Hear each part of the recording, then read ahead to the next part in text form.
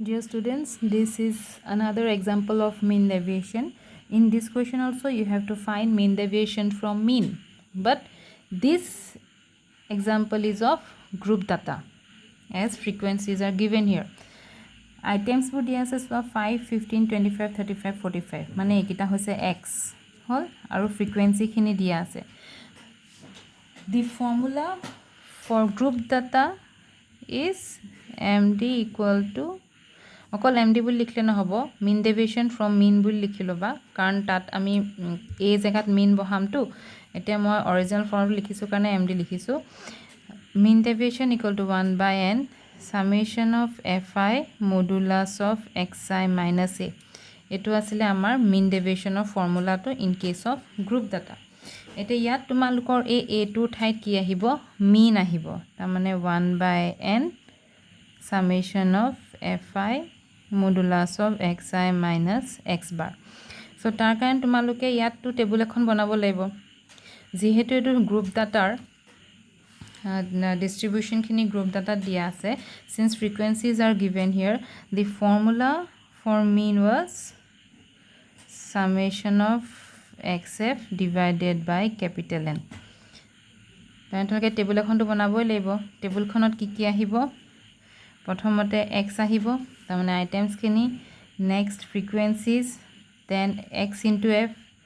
xf টো আমাক লাগিব মিন টো উলিয়াবলৈ তাৰ পিছত after finding the mean you have to find x minus x bar এই মিন টো পোৱাৰ পিছত প্ৰত্যেকটো ভ্যালুজৰ পৰা x bar টো মাইনাস কৰি যাব লাগিব and after that you have to find its modulus x minus x bar and lastly you have to multiply frequency to this modulus f modulus of x minus x bar as we need this hol tar pisot a term to pura the f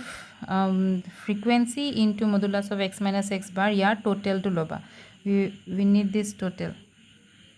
ya total to liaba frequency total to lagibo tar pisote aru summation of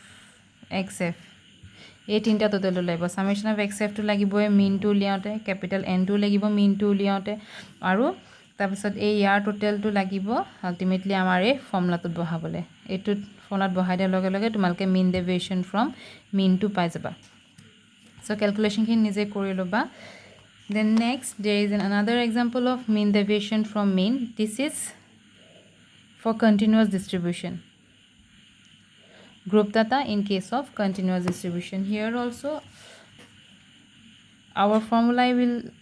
is same mean deviation from mean will be equal to 1 by n summation of fi modulus of xi minus x bar so this is our formula you have to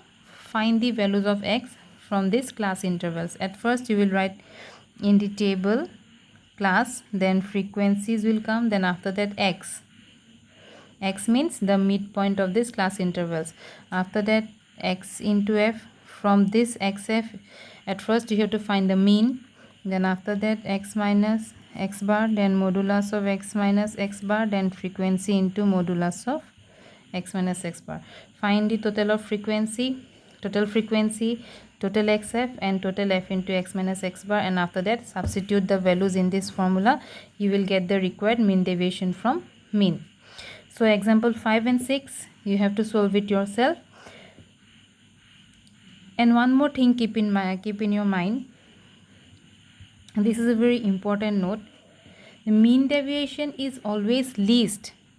when it is calculated from mean তামানে আমি mean deviation from mean যেতিয়া কৰো তাৰ ভ্যালুটোৱে হয় সবতকে কম তোমালকে compare কৰি চাব পাৰিবা mean deviation from mean deviation from median কৰি চাব পাৰা তেতিয়া দেখিবা যে mean deviation from mean ৰ পৰা যেটো ভ্যালু আমি পাও হেটোৱে হয় সবতকে least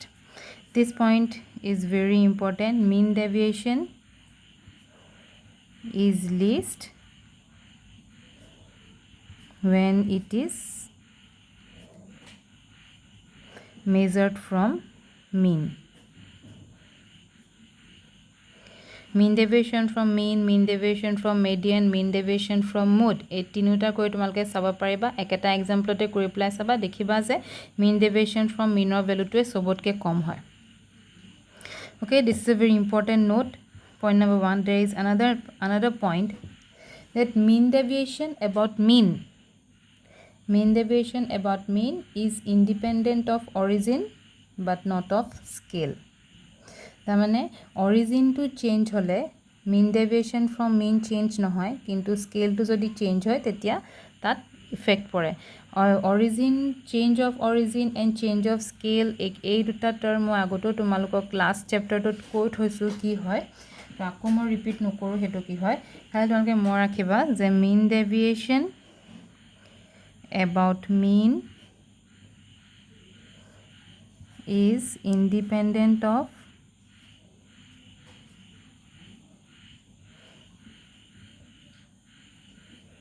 change in origin. If the origin is changed, there will be no effect in mean deviation from mean, but if scale is changed, it will affect on mean deviation from mean. Origin but not of scale. These 2 points are very important. Note it down and solve the above 2 examples. So that's all for today, students.